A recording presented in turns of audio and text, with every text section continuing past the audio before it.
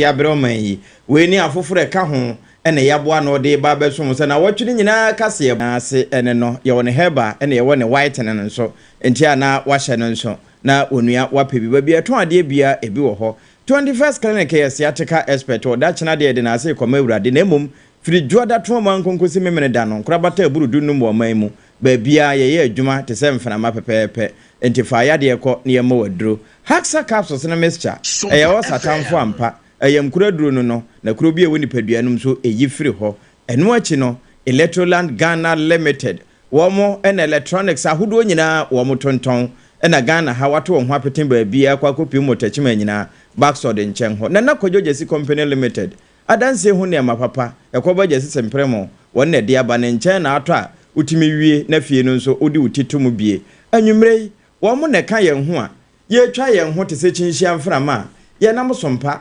90.7 nkransa bono East Mantamu afi na hinkuru tachima Sompa 106.5Fm na yaduru Sompa 98.9 sunwane bono hinkuru na afi yatete akwa kopiem ewo Sompa 101.3 mani masaso paso do ma hinkuru na 101.1 dia no wa hene champion DJ Ken wo mo jama takwafo eho no ya Mantamu na afi gateway to Africa eno de na nim say yaduru takorade Sompa 103.3 93.1 na Kumasi Santimantamu ahwada braka ho na 21st clinic wono na fe ayiko 100.9 so ajama santifo na bi Paris eno ye France abrochimamu eho adamfo pa radio na eto apete ye ginam se franka wo decoder no so ba bia FM sakentra wa wono eno achi ni tuning utini na benya yen sa na Facebook no Sompa 106.5FM Accra ya na de aka ho ena YouTube no Sompa FM live www.sompaonline.com ensemi nyina agu ho anwumre waken kamfo no triple A mine Agya Appiah Apam Dadaa mene Abena Badu Adepa Kwofi ye na ye ho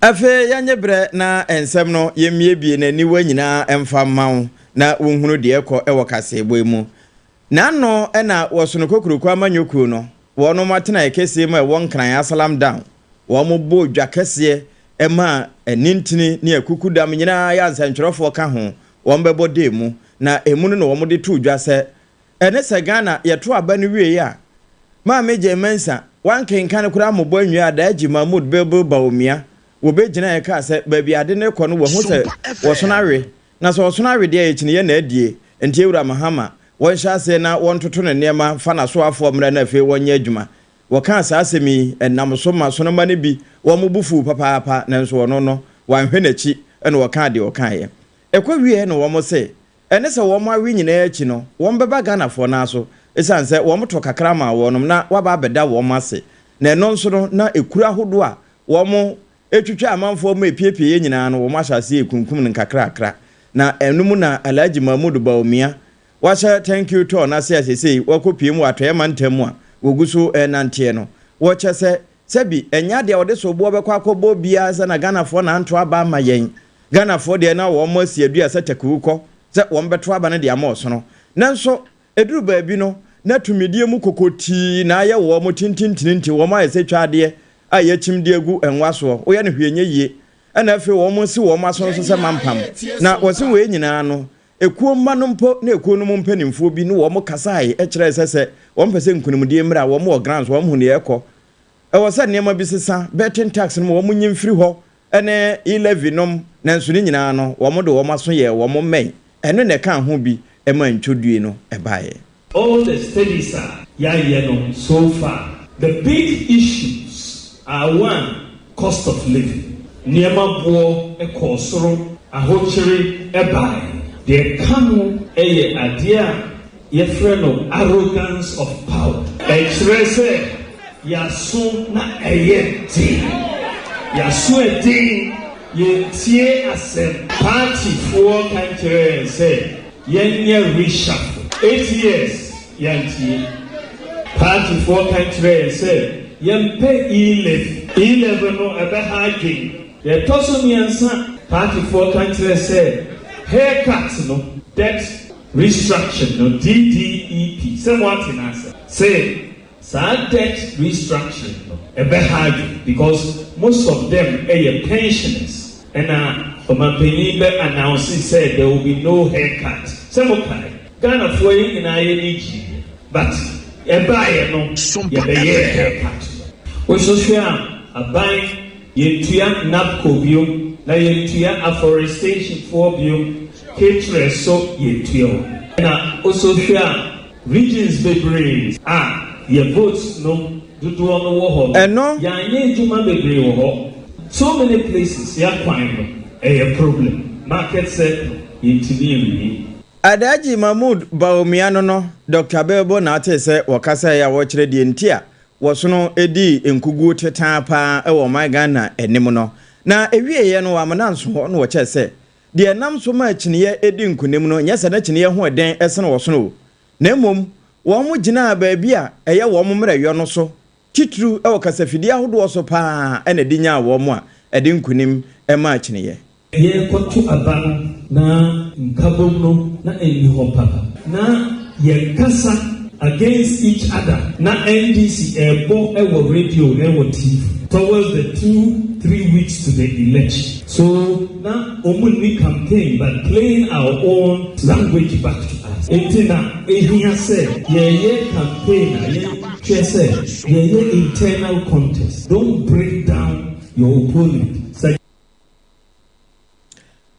Eni a wote ye ni mfoni a wo hwe e wo Sompa 106.5Fm akra wo Facebook no eye wo sono kokroko wo mo franka kurafo e wo mfempemienu ne adunu nan 2024 general elections no Alhaji Mahmood Bawumia Ebusuya se bewie jira wanyankopon trade ampo yada ene behu no enti yenyina so ne ewramo e wansam foforo mu krata yi efri the West African Examinations Council yetwa wantia wayeke na wanum de krata aba womo chemu se Basic Education Certificate Examination BEC ebraso nti wanum bodondom te konkon assembly please na wanum ensem nyina ne se afi and social BEC mofra no ebetwero no ebre aso wanum se ayo humumu bosome no ne da etoso enson ena ja bibia ebehya na womo chiremu no wanum se na bibia hye enso ni mom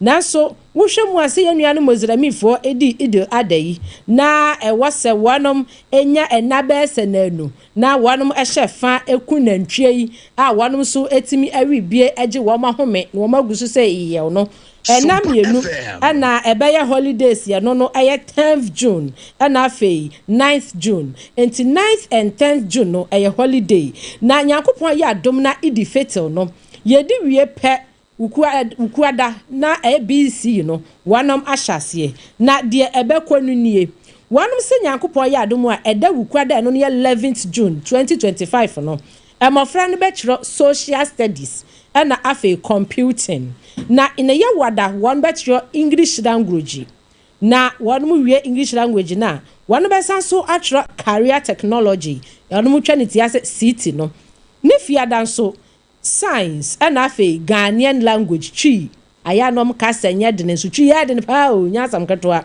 to amodi ane science na afi so ade amamofra no eye fiada 13th June no ne juada nso eno ne 16th June amofra no betro enkonta mathematics na afi Yesu Kristo ani Muhammad ehonsam afi wo amoso mbodese ene de ka ho to religious and moral education one number 16th June no eye dwada nebnada eye 17th June no BEC mofra no abachro French Francia afei one more ye creative art and design also one so betro no benada 17th June ada ni wukwada so nso 18th June no eye Arabic na one so atwero bi nti one one ye Arabic no one betro no 18th June na eja one di nyina ko nti said one timetable at the West African Examinations Council wanom ede abano ene ya bobo so no mu kire mu sakrata yi enko ampinimu ewo ekurosini bedwa ahoduo mu afei mensini ahoduo mu afei wanom a wom da metropolitan wanom panimfo nyina da education directors no wom nhwe sakrata yi mu yie na emu ama mofra ne ntumi mu a wonom ho na Nyankopon ya adomu a 11th June no wanom atumi ahye nsohwe yase krata yi Owura Prince Charles Ajemadua a wono wire director Schools and Instructions Division wono enanensa ehyekrata yase a efi Ghana Education Service akachia West African Examinations Council akache ede aba yabo amanye BEC ensohwe yefri Owura Prince Charles we Ghana de nye UK de no a ne de so a na yewuram ewo Chiniyama nyuko no wo maboboa no na no so atebu amantembo no East Mantemu ena mede wo kro executives awomoda ekoya no aka Yewura Amidu Bukari adodo na anim ne se Chairman Boys womaka no ho se yenkoda mempani ase esan se wo bobo aban akrachefo no baabi na amanso wo ho papa nanso nipa miensa yeyi wo mo ede wo no koye ko regional wieye ekoduru national no emu ba ko na wayidi ama wo no na eye hwan wo no se Yewura Masaud Musa Ayaba Thomas eno ene nam so ama Chiniyama nyuko no titenani Amidu Bukari Chairman Boys akampanimfo no ho na wono mo da mampani ase se wayobi na de wayo no wasayeye nche esese wonom eyi na ye na de womani da se wobeyo no ana wayo de ama wom no nche woni bibia aka na ase ni omampani ayama ye no ebi nsida ashase ne na nyoma ba akumienu ankoyi amaye ye kasa ye de adesrede to omampani enu otie ye sufre eye ma ye kire se ni ba miensa na ye di omudi akwa national no onhwe no yimu ba ako emfa maye na oyimu ba ako maya ye ni beje pa eno eye sinse obekwa akoyi obi free nchen e de abreye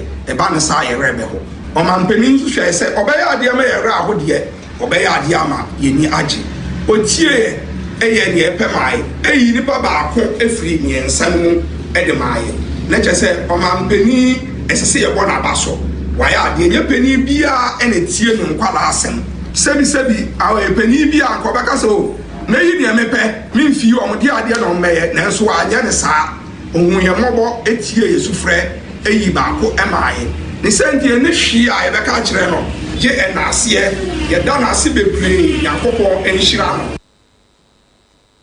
ya manyoko no titenani ewa tebu amanten Chairman Amidu Bukari ya wo mo fra ne Chairman Boys ena ate se wogina ekoma no anamu na wada mampani ase se wabo Yewura Abubakar din Thomas Kennedy ho Masaud Musa se womra no womeye aban krache ewo mpotem ho ene na Yewuram ewo na awatwi mu ensam hodo a ehwegu ya yetase ne service pani ko ni mahaba ndadwo ada ne de na ya fofi sabre no na dodo na akọ wo mo mai na ne brada na efiri adwuma se pa Yebro ni beka proper na emu nso na abibrem atoye nka bamuko wo mo mfinsi adu no mu a wo mo hye hofa Ghana na wo mbehye no no na sa adwumadi na se na mampani John Dramani Mahama Ghana mampani esori gina ya wo ka se wa ma kwanya amaya hodo atwa ye ho hye wo bibrem atoye ha eba yesua pon a ye wo no a wo mo abetimi anya adaje aba besua de pa e de akwakoboa wo mo man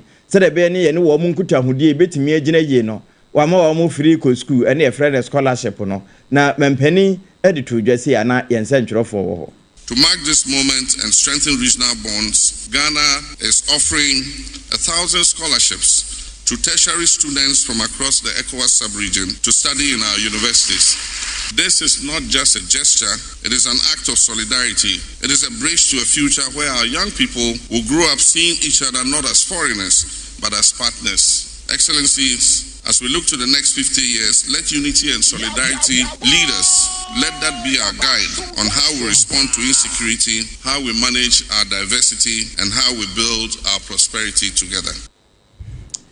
Eno Ghana mampani His Excellency John Dramani Mahama Trim Seja tan wakasa wiye no na so afa wohwe amanone ho nsam so wono anso na ye North Tom Rashe Bedwani Honorable Okujeto Ablokwa wono nso ede ne nkasa ye epi so sei. Your Excellencies, today we gather not only as representatives of our various nations, but as proud custodians of a shared history, a common destiny, and a regional identity that has grown stronger over the last 5 decades. It was on 28 May 1975 that visionary leaders of West Africa came together in Lagos, Nigeria, to sign the Treaty of Lagos, giving birth to ECOWAS, an ambitious, people-centered regional bloc founded on the principles of unity, solidarity, cooperation, and economic integration. Your Excellencies, 50 years on, we have every reason to celebrate. ECOWAS has evolved from a modest economic cooperation framework into a dynamic, multifaceted regional community, championing not only economic integration, but also peace, security, democracy, and social development. From promoting intra-regional trade and cross-border infrastructure projects to deploying peacekeeping missions in moments of crisis and facilitating the free movement of our people, ECOWAS has made remarkable strides in advancing the collective aspirations of West Africans. This 50th anniversary milestone offers us an opportunity to reflect on the challenges we have overcome, the progress we have made, and the sacrifices of those who envisioned a united, prosperous, and peaceful West Africa. Honorable Okuja Tablokwa, one of the Swafu of my Ganemo, or Yaman on the Honsam so, Nene and Yeti. Na Abusia was Sansam Cronemo, a fano ECOWAS, Wanum Efinchia Edunum, Golden Jubilee, Wanum Ebedino, Grand Pumpuni Mantem Haseno. Wanum Vice President, Metre, ECOWAS, Vice President, His Excellency, Damtien Tinjibija, Wabeka Sasiebie, na Nesam Kayemuno, and our D2 just said, a 50th anniversary, ECOWAS, Equonu Ediano, Botaya Wamadeto, so a Potokasem, was stronger together for a better future. Until one munina eka wamu hubomu, ene na wanam aye pempens wanam kro. Wanamu yet is a prayer, yet chinchimne bare, ubumwemu. Afei anu ne betimi aboa ama ekuba tanya etise ye nkro ama maya hodo ehyehyɛ mu no wa matumi akɔ wo manim na wo mabɔ wo ho ban yi eno so sei na His Excellency Damtien Tinjibija echemu. The ECOWAS at 50 logo is designed to show not only achievements but continuity and forward momentum within our community. The logo blends the existing ECOWAS identity with celebratory elements to mark the significant 50-year milestone, our Golden Jubilee. The theme of the celebration is Stronger Together for a Brighter Future. The theme highlights the power of unity, regional cooperation, and shared commitment among ECOWAS member states as the foundation for building a prosperous, peaceful, and sustainable future for the people of West Africa. It also reflects the belief that working together allows the region to face challenges more effectively and achieve greater progress than any country could do on its own. The theme is both a reminder that regional unity is not just a political ideal, it is a practical necessity for building a peaceful, prosperous, and inclusive West Africa. The 50th anniversary is not just a slogan, it is a vision, a promise, a commitment. It reminds us that despite our linguistic, cultural, and historical differences, West African countries continue to share a common identity. And as long as we stand together in unity and solidarity, we will be able to shape a brighter future for present and future generations to come. Generations to come, natural said, Marketwa Wanom Ebeba, and His Excellency Vice President Adema ECOWAS, Ekuono, His Excellency Damtien Tinjibija.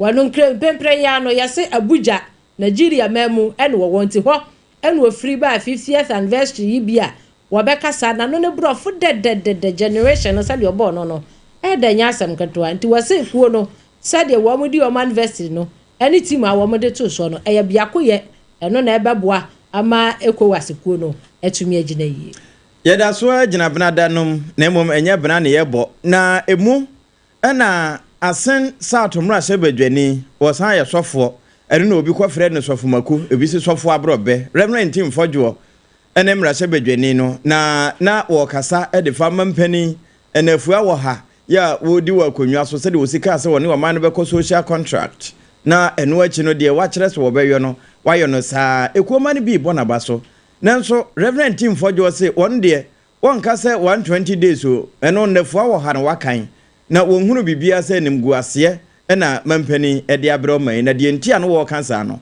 wɔkyerɛ sɛ ya na yɛnsa ntwerɛfoɔ titru ne ɛrekanan na wɔn mo wɔ hɔ bie 100 days in office. The best President Mahama Baso pa. Sans achievement there. Why be brave? Obaye or the Japa the Bo Ranko Kwofi. No, the Waya the Papa say a bone say mano. Innocent politicians, innocent MPs, innocent Bank of Ghana. Now ya Bo Ranifi. Innocent former Minister for Finance. Now Bo Ranifi. Innocent member of Parliament, ranking member for Defense and Interior. One more Kwakofu Mukoken, one more Sikaba, Kotikansu, Ayewanko Kansu. Munyi yenye boni bia no mo de etuo e de abowra ye fie eno de waya de pa na sa record na wa set no menyi ni se Rollins kra na odi tuo na be di president nimpu e be beat ni sa record no na wono President Mahama de 100 days in office for to me execute sa military style of governance no perfect ye bona baso ye wie nso a waya de odi dum so asan ba bi dum so a ye tu as program ya ye ya make man kasa wie kra na Mahama je ni line enti wasade dum so aba enso bra na MPP wa ban mu no ni ye ba dum ase be program a ye high generator mpo ye ba be program ni mo na ye ya fiti anopa de kwawie anwumre e mamrante be toa so anadwo light bi anum enso Easter bre Mahama je ni light enti waya de 100 days in office asan tumi abomodin ade ne dum so no ababio adwuma ba akokra de nketi bi na momo no over 23,000 workers there public sector workers wa pamwom sɔfo abrɔbɛ ne wowɔ ɛno Reverend Tim Fodwo ɛna ate sɛ wɔkasa de wo hu sɛ mampani John Mahama wɔba akonnwa so no ɛnafua wɔ ha wayɔ ɛyɛ abasobɔ wɔde bɔ no ɛno no na owie no wɔ se wɔno se sɛ ɔsɔfo a wɔka nɔkorɛ ɛde akyerɛ asafoma na ɛnya asafoma nko baabi a wodi mmarahyɛ badwa wodi wɔ manim ne ɔman Ghana nyinaa wɔka de akyerɛ sɛ wɔhunu sɛ alupre bi ba Ghana yɛ airport na mmom ɛnyɛ adwuma papa bi na ɔbɛyɛɛyɛ osusu sɛ mpanimfoɔ hwehwem sɛ mpanimfoɔ bɛhwehwem no ewie na yɛde japa ene dom ne di n'akyi ba ne so aba abɛkye no atwe no wɔ aboɔ so na sesei yɛwura hopes na dɔyɛ nso wɔkeka bi a wɔn de kora sɛ arupre bi besi na ɛno nso ebesi yɛ no wɔn ho sɛ kai bi ɛnde kora mampani aboboa no pɛ nom no ɛho ade no ɔno nso wɔn bɛkye no ana ɛyɛ asɛm no wɔ bisa Sir, suspicious flights now. Me kokan say womo enye investigation. Womo de etuo e de be wura me fie no. Sabre, popsi adoye e de aba betu dwa say 18th January. Ono aso ono an gina ho bi so ti you. O say na bia President Mahama Efan. Na womo de enuoma bi be fa ho obi onye Ghana ni ne private jet be si ho e de V8 enum e de twemukọ. Video no e da bonten say ne oboa de a na meboa. Ba say the okan video ni mu e no kre say 18 January. So plane BBC and womode friends ka bi edi atrentwi elodu nuoma bi de kode ba e wo presidential gate dia na or call for investigation ono so om de tuo be konifia na eno ne asema ye bisa the same thing similar one bi no no so hu a ode atudwa maintain say atuo ene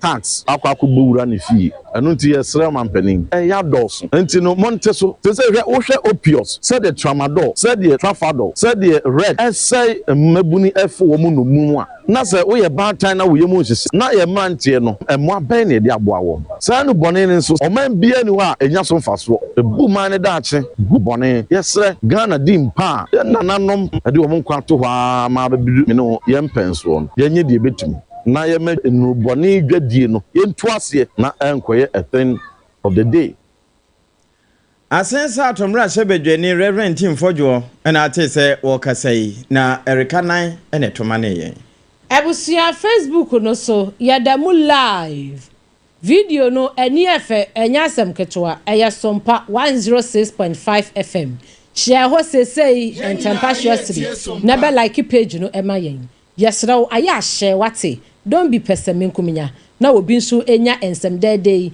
a yede sumu bi enhye na wa like na we out do adwenkyere na ato ye to ansam no so we yadu makredi esanse wanu mu fa bi e wo France enti mekredi ukuada asem na make Wednesday said the bruni ebeka no ukuada no anabeto dwase His Excellency Ghana mampanini kane na bedi akire Dr. Alhaji Mamudu Bawumia wanukuro ya na di osunu kokoro kwa manyoku anim MPP ema wanum ekosa na ese ya wanum ko ye wamu etimi ereye na wanum wiwie ya kire yi ena omu se Ghana for my ade o ye mudeni mu ye buei motimi ama MPP awewie pa wamu wibida my ade nte wose ye beda mase na ne wakasa wanum epa wamu thank you to wanum ahyase yi ukwada no wakasa omu pa hontoma no ena wakasa kire mu se ebinum sa wamu awe MPP fu awi ye nyina wamu wie no asia pa ne se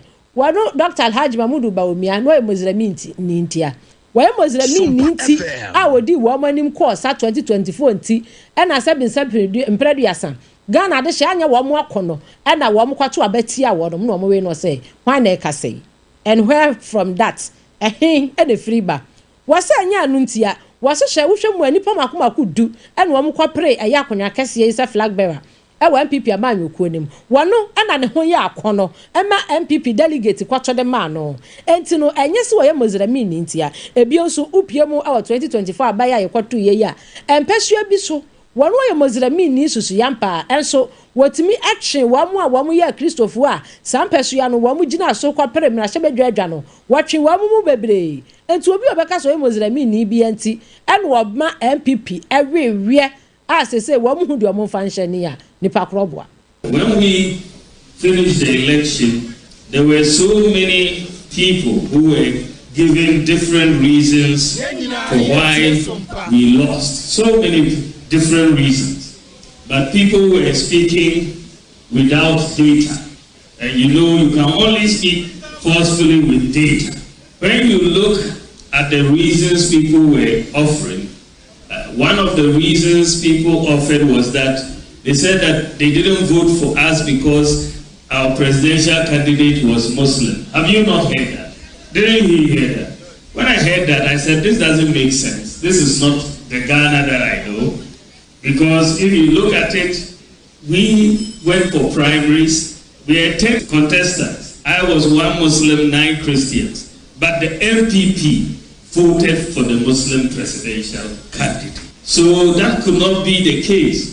So I decided to do some data analysis to test this hypothesis. And when you look at the data is very clear. In many constituencies, the MPP presidential candidate performed better than the Christian parliamentary candidate.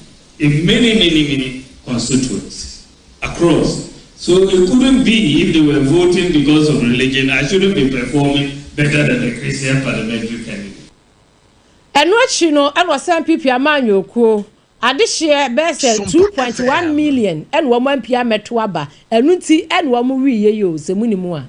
When you look at what happened, you will see that it was internal. Many of our supporters did not come out to vote. This is really fundamentally why we lost the election. If you look at 2020 vis-a-vis 2024, 2.1 million of our supporters didn't come out to vote. 2.1 million. And you look at John Mohammed's votes, his votes went up by maybe 115,000. So he increased by 115,000 and we went down by 2.1 million. And that is basically why we did not win. So the key to victory going forward is within the MPP. It is within ourselves because we decided not to vote. So if we decide to vote, we will win. So the key is ourselves. It is ourselves. So that is what we have to understand and take going forward. Openi okasa ye ayakane mampenini abedi eche Dr. Alhaji Mamudu Bawumia wodi MPP osun kokoko amanyoku anim ema wo mo course 2024 ma wonom eweye ene wakasa cheche mu amode hye no no munyai ramu amunim de enti amoreye mama fa hye no okwa thank you to ikro ahase cheche nsemu a na thank you to no wo mo pa ho ntema na ase na de ofredom edema osonkokruko amanyoko Yera Henry na naboache na nabi ne mrane a wo mo de bono wo se asem bi koso na Ganafo wo mo nyina nka bi esanse sonoma na eka mampani ayi Kane Chief Justice atwena sensen kura ma me Gertrude Araba Esaba Tokono se na adwuma enso ani nanso wo mbekoso akasa ho akosense mampani besesa na adwene is under attack. Do not think that this attack is on the person of Chief Justice Tokuno. No, it is the entire judiciary. Expect massive protest from us. We will agitate. We will not sit down quietly. We will agitate. This is unconstitutional. Was it's unconstitutional. Let's just say Yamamra no enim we Yera Henry na naboache dompia for the most on kokuru kwamanyoko abusia na soje mu ewo ukwada no ensemu na DJ president onyonyamfo kwabna dwofo abeti eno ne semtrofo kasa ye efa Ahmed Swali Hussein ni wo ewu ho na sede ensemtrani ewu ye kwan yofa so wu ye na ahomete wo enti anam so ema Agya court nsam ni post nsam na ba mu na wo mu kirem sese wo machi abrantie bia ne ho nsam no ye hu de ekọ enti eno na onyonyamfo Albert Kwabena Dwomfo ekasa ye kirem sei se Ghana mpanimfo kwato no se mutimi ni asam ne ye hu ne pomasi bre papa bia ahwe ya wo de ba ko dwantoa ECOWAS court emomodi asam no sede ne nkomo edie ekoye no ni. We are still following the Ahmed Swali case with keen interest. Although one suspect has been arrested and is currently facing trial, many issues surrounding the case are still not clear to us. So far, our efforts to get clarity on those issues from the police have not been successful. We once again call on the police to update the public on the case through periodic briefings, given the huge public interest in this case, both at the national and international levels. We wish to emphasize that our position to seek external intervention in this case has not changed. We will only shift from our position when we are totally convinced that justice is at hand. And as a result of that, we will shift from our initial position when we are totally convinced that justice is at hand. In that regard, and what you know, and wakasa ye efa galamse hu said ye one mo ye galamse wo mayi ma say one hu baby wo fanfa no to say no twe mo fai. It's unfortunate and indeed regrettable that in spite of the crucial role journalists and media practitioners are playing in the fight against galamse, our welfare does not seem to be a priority to the authorities. We have been monitoring the interventions the government has put in place to deal with the problem of galamse under the auspices of the Ministry of Lands and Natural Resources. We regret to note that the media is missing in these interventions, which makes us more gullible and exposed to severe risk. In the near future, we shall be asking the Minister of Lands and Natural Resources questions about our reservations.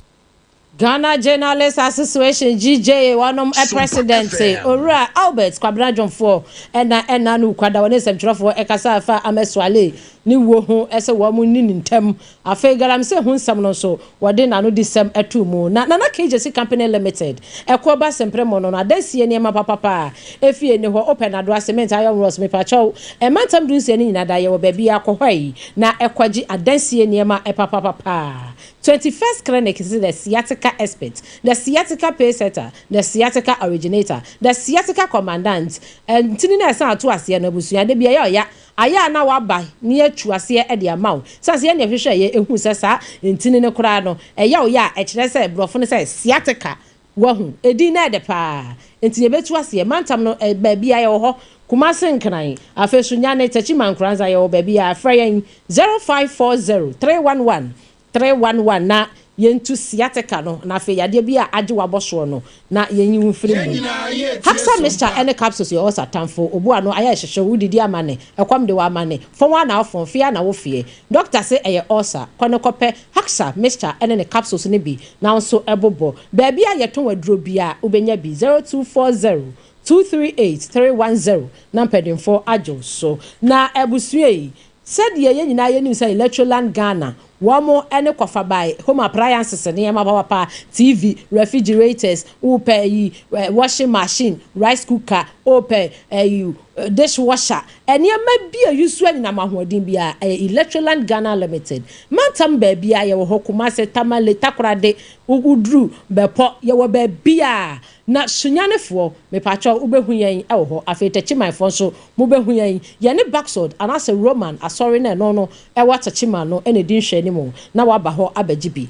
enimere ubetwi usen osale anopa nso abetwi usen Leicester Company Limited wanom enom de Yas toothpaste ene Yas toothbrush aba wom na aso kase yasene ema yebe ede ama wo enti abusua udru dwaba bia so a ukope adura ubetwi usen aposen a na wo se wo pe Yas de ni bi afa brush nso wo se me pe Yas brush ano eye kama abofret me di twinese aw panit me di twinese omo toothpaste no ede your whitening one ebema wo se apai fita na yes stretch ahoma afa your Yas herbal toothpaste no se wo se ase ayokuro afa ayakoto bibra wo ku ade bia se si wo moje bu prayer na di wo si wo anya hawo Yas herbal and what the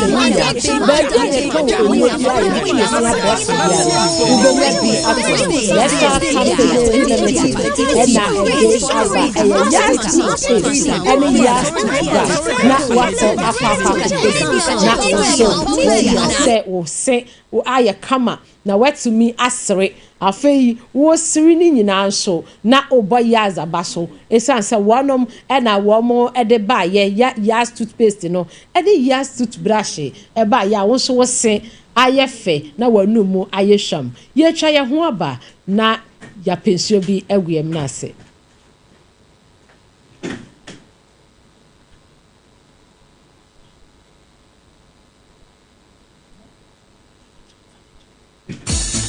Chimane foi Electroland Abena near the Munamuni Pani Nanso abo. Wait there, Thursday ya 10th April 2025. Raya showroom for front e wo Kumasi Techiman kwane so. Ye di Roma sorry dino and that's a backsword ne dia nimhwe. Roberto Samsung, TCL, Media, Nasco TV, AC, fridge, gas cooker, washing machine, deep freezer, home theater, microwave, blender, kettle, rice cooker and any ama papa kan hunyina. Na wonim bribi, e di kan for baku 50 ebenya 15% discount eni achedie iti brabeto adie kan ho na nsenya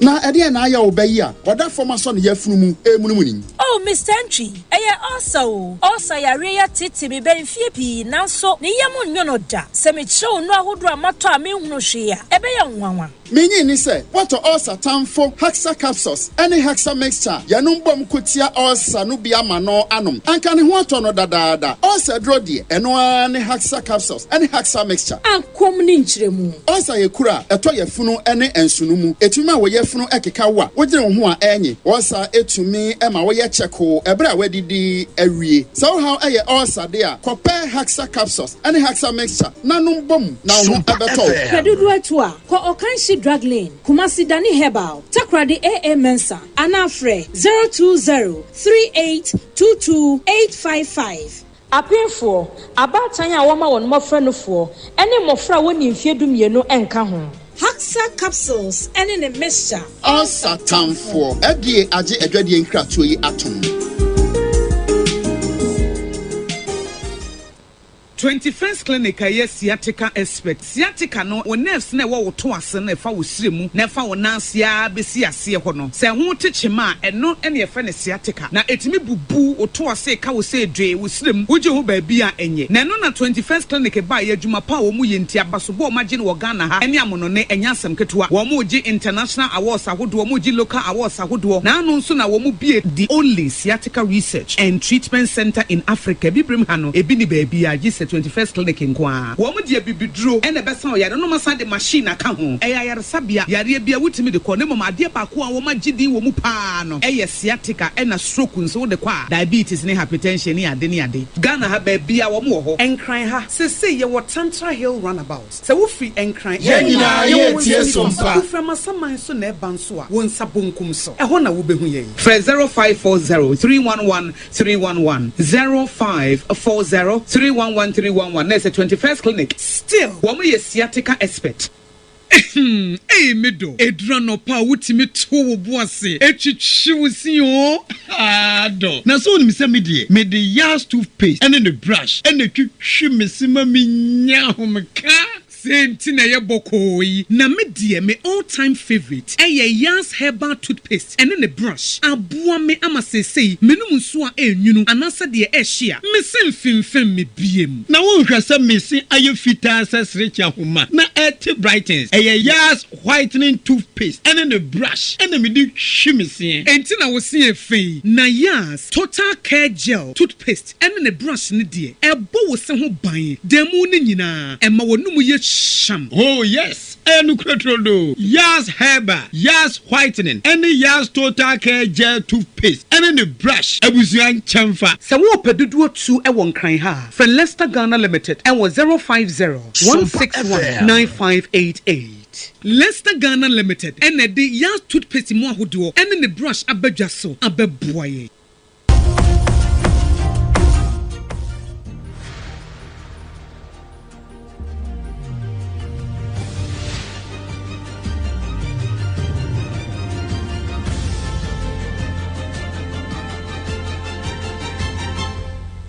TV Emma Aketiapa.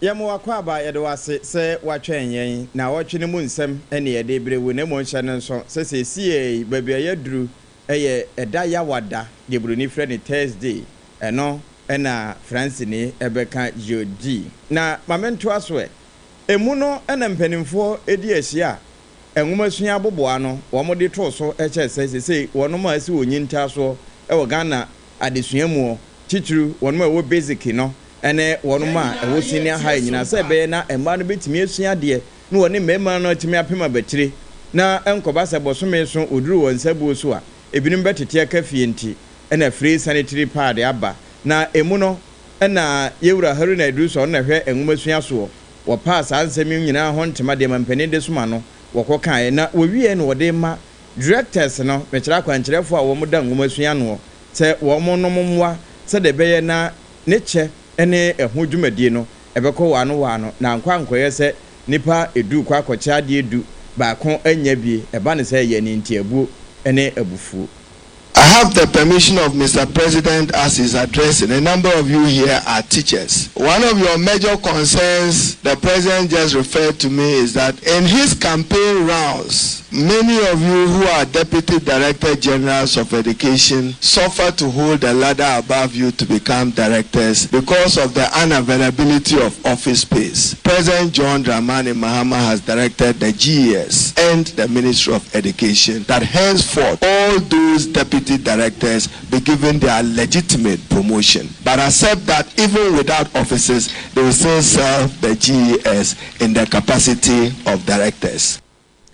Eno so afọ hwe nwomasuya so yewura Haruna Idrisu na wie na tibreke senankasa mempani a waso ne depa na wahunu baabi adae no ne nkyerase wo wode tudwa no wakire die ntia wode saa nhyehyeye aba ene emfaso ewo so edema asuafo titru ne ma bosome wono bu wo monsa.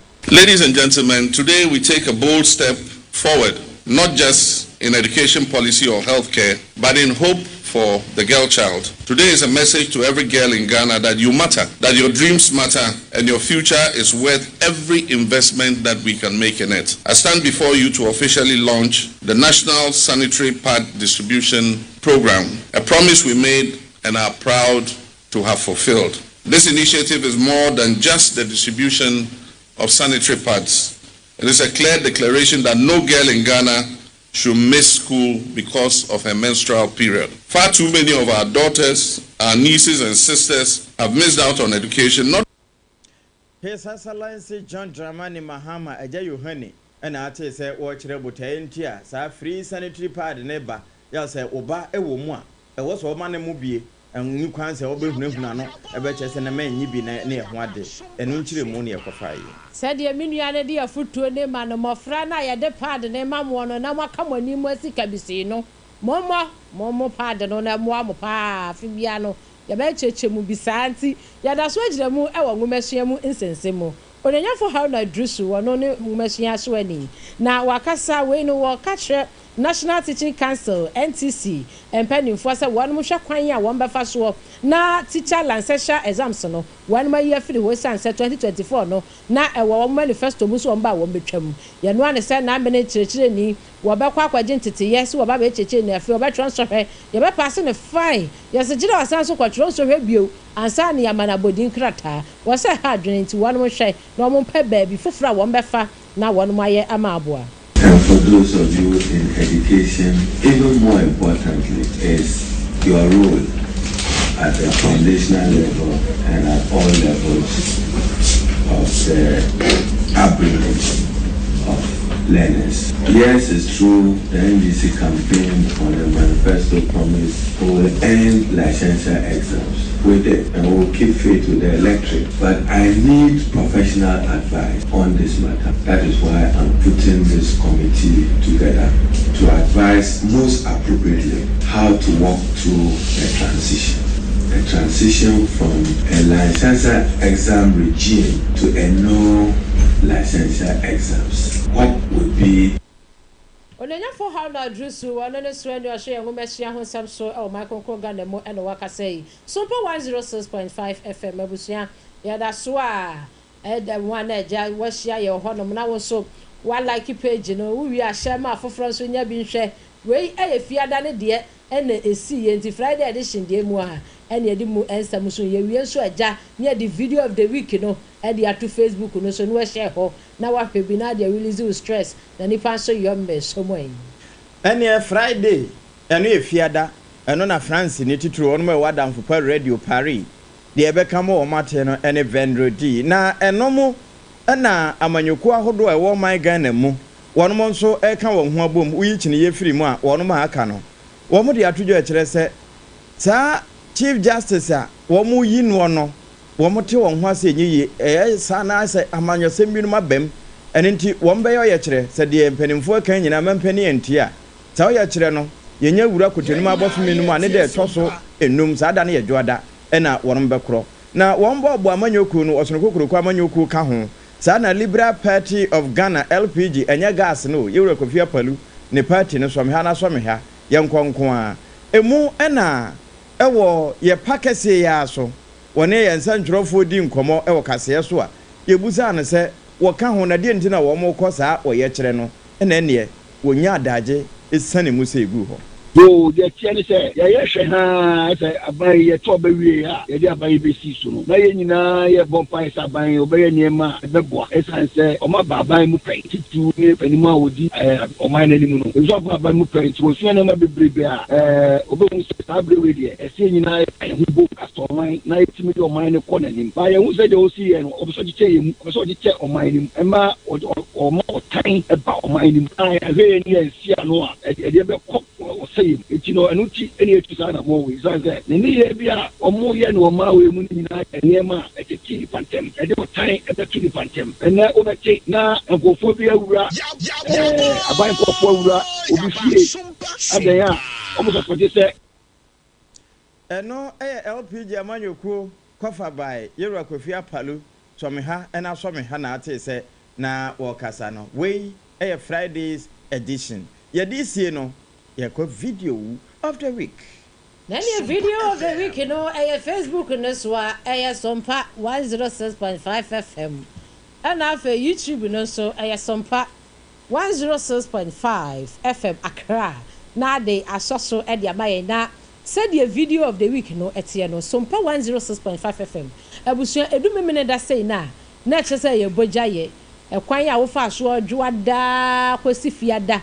Watimi ate mpenten kwate ahesua makakra abɛhyɛ wata so wabrɛ enti aya na yanwumire no nsia kase mu memene da no yase release stress kakra enti ano no video wa agentre ha pa ewo Ghana ha wiase nyina no ne ya de akere wo na wa akere wa adwene wo ho ewo Facebook no so ntihia ye ho no mo an ansan ye de beto so ama wa behwe nyankopon abode pa wa hu everything is beautiful nyankopon ni nyasa ni nim die mu no wo bone e ma fe enyasam ketoa enti na ya Sompa 106.5FM Accra share wo sisi a na de hwe video no kira wa adwene ehia yen pa ewo Facebook no so eya Sompa 106.5FM na ya video ne nto so bra ne di video ne betwe so sisi a na wa hwe na wan kase wa hu said the video no ete enti ni said the apam we video no mu nsam no anti yam so wati wadi ade ya sha na sunya what dia wanti jaisi ya fra no to ne sign kra was one tepe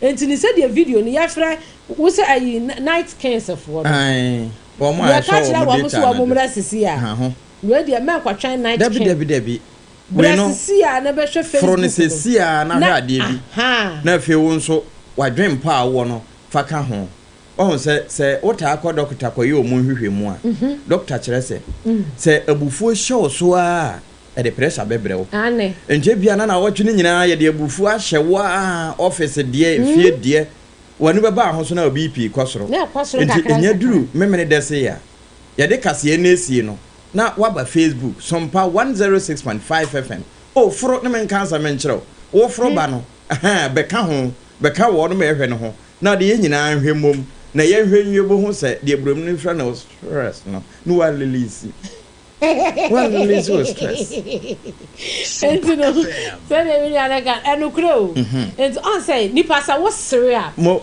de bia as we ni chu wo seria wo nyini che adopter for na kapa wo se ya mu na ya pese de no hwe enti bra Facebook no so na kakra ni ya huni wo so behwe bi we no be friend say din be na ade beto no on said the ade ani tie wo Facebook no abusia wo dia wo ba ane said the minu ane kan no nyame be kire Republic for no wo ba Facebook no so obehu say there's something going and that's we because there's something moving it's moving it's moving na che say eko kona eko no steady it's carefree wonderful steady it's carefree na ka bibi ultimate to ni din kura nkaye ade no so what we wo mom ya critical thinking why atratira for no wo kwa training colleges na wo mo so mo ya bibia fa critical thinking we ehia critical thinking wa hwa wo hu asema ya kaida enti sade nkaye se ekọ no nya botre enka ma mo mra Facebook no so no do mo ankasa mehwe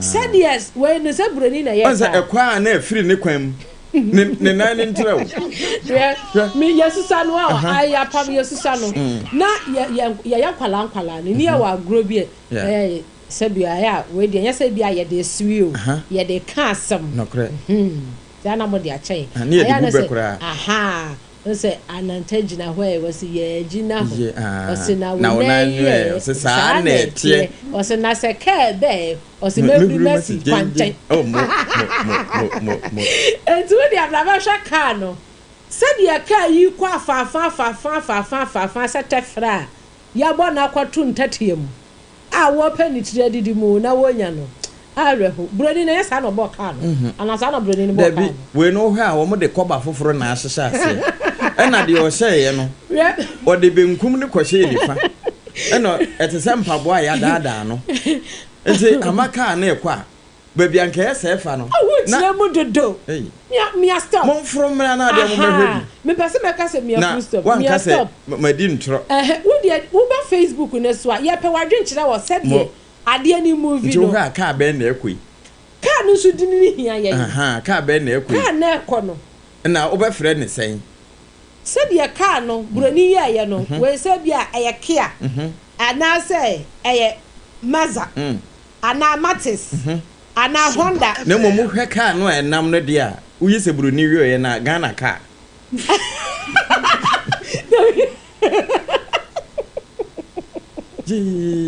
okwa no afiri ne kwam na wasa ai ka ya saba okay say broni ya wode buy no saba Ghana ka kai obi betimi abetwa to Facebook na ya say ohwe obi be say ohwe tai koba na ohwe tai koba na ohwe koba na obi be ka bom tai koba ohwe tai koba na obi ka say pibero de ani yi ba kwasha nti momra Momra Facebook no so nyina ye hwe mom.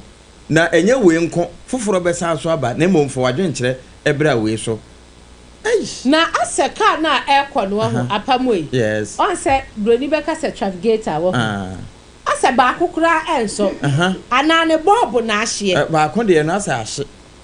Na mom o ma double trafficator. Nu achire say bibi enko yie wonderful. Entino bueno said your Facebook for no ya hwe anim say wode wadwenkyere beto kai ya ekoi. Wa hweka no wanam right na nko bibi ba no. Eso wo left and right. Bibi banti gina yie wo hwehwehwe. Wo free ne kwan a wo right nim. But nyo no time na. But yeah.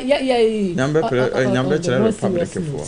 Say why you will be in a car call shop no ko ye ni ya. Yes. We asa de ye de. Ya mo nye ni ye ma. Ma wo. They say driver na na twachi ya. Wono na ebre wo kwan so. Wa hu. Anya asam ketwa. Ana ya fro car no de yensi mfiri car no. Ni enko park so. Ya na so bo bi wo. Bobby ho. Say no we say copper dire no ni o. You say can say copper dire. Copper dire. Yes, copper dire for. Copper dire. And bobo. Wonderful. Say no Real Madrid and Barcelona or more e dey boy ni. Na we no so na e ka copper dire na we ni na ye you know. Bro be ka say heat no. Shit. Ha na eduru. Shit. And then no say ye Madrid do say ye Barca. And na ma she biase wo Facebook. And no na ya she biase na we dey just o join yen. E wo Facebook. Na wa what me atro team ni din. Enti no Sompa 106.5FM Accra. Keeper na follow. Real Madrid for. Real Madrid ne Barcelona. Yes, mketwa. Enti abusia na behe. Enti se basa na ya Bruce no. Ama me ne se Bruce. O se Bruce. Bruce no. Bruce ni ya ba kun fo. Aye o wa se microphone de ni. Football people for. Wa hu keeper no. Modiam keeper na gina mu no. Messi we jira hene na abehu no. Jesus Sompa. 106.5. Enye sam ketwa. Accra na de asoso amaye. Enti share Facebook no o de abeka de. Behwebi. De oja ho ye coach na. Say no rank okodi referee. But onu ankasa kura ntimi nyinam. Hwe. Wo goalkeeper pa da po yimu. Goalkeeper na ya 9. Na ya 9. Dia o si park so no. Onu ye coach. Nti oje wo mudi na wakọ man thumbs up. Ebi na awura na mpabo agum no. Keep our run and pub what they penalty box no. Oh Ghana. No then too much Facebook no ase. Who dey baba shebi? Team ben no. Say we me say the Bruce. Enye ladies team no so. Hey, African I was here from. Wow. African queens. Black queens for my hair. Say what? Na say yetimi nya wo mo nya finhia be se aduosia aduoson. Yes. Aduowatwe. E wo mutimi bobo ma the Bruce fu a. O mutimi mo ma yi. Black queens. Abazia ma ba black queens. Na hwe ma me nya wo sheburu yi a. Wo ma wo mo re ya wa besi park yi. Hwe ma me ne se de wote ye. Ma me betimi a hye otantu sisi a. Se wo hunu. Give me chance. Ye be hwe bi me ma ne nsanyawo. Bra Facebook Sompa 106.5. YouTube nso ye wo ho. Sompa FM live. Enti wonu ya hwe bi.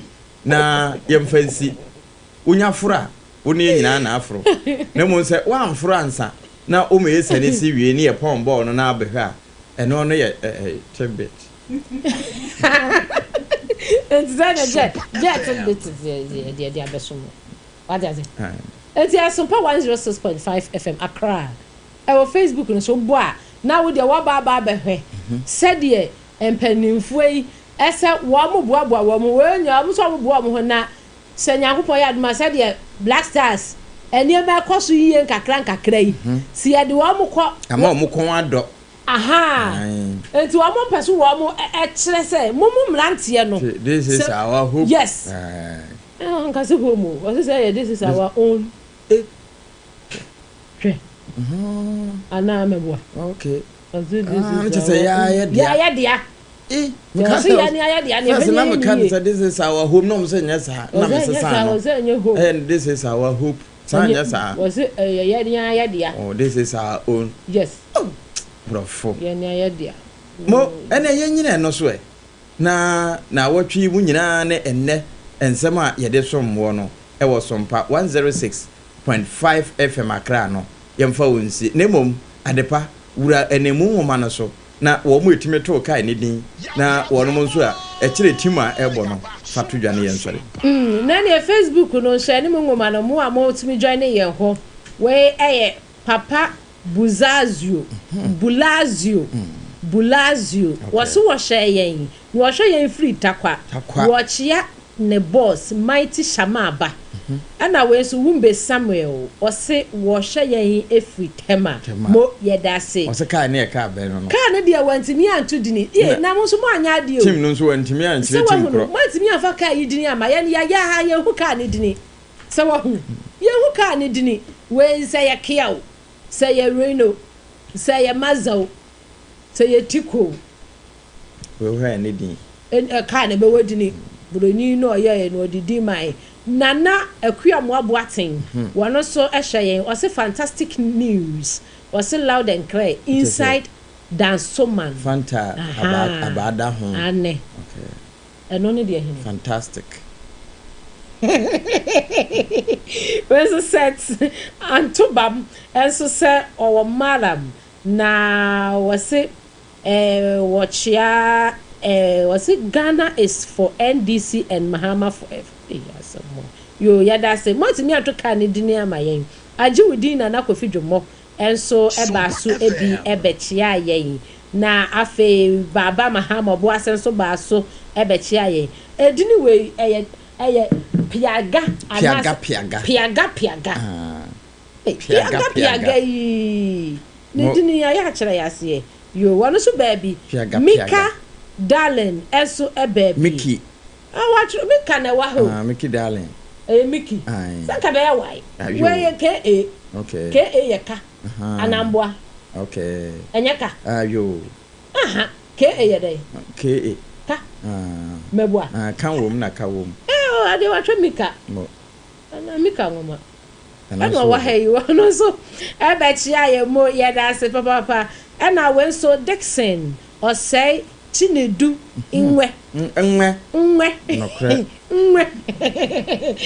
wow dear de nwe aha what is say good work mo yada say na matimi atoka ne dini amaye yo ibra obedi o de safa ka no to so no mo hwe so matimi ama ka ne dini ane ya wie ebere na so Adam for radio fi e wo Paris France abrochima mu omo se bon ayiko e wo Sompa 93.1 Kumasi omu nyina wo Kumasi NFA 101.1 Takwa 103.3 Takorade 106.1 enu etachima Sompa 98.9 Sompa sunwane bona henkuro 90.7 eye Sompa nkransa decoder no so babia FM stations wo no Sompa 106.5 ye hobi Facebook no follow yen e wo Sompa 106.5 FM o follow wi a de de beba bia like ya comment wo ho uye nso a che na obi nya bia na ye share no na say YouTube a abrochirefo no nyina e ho na wo mo foro kese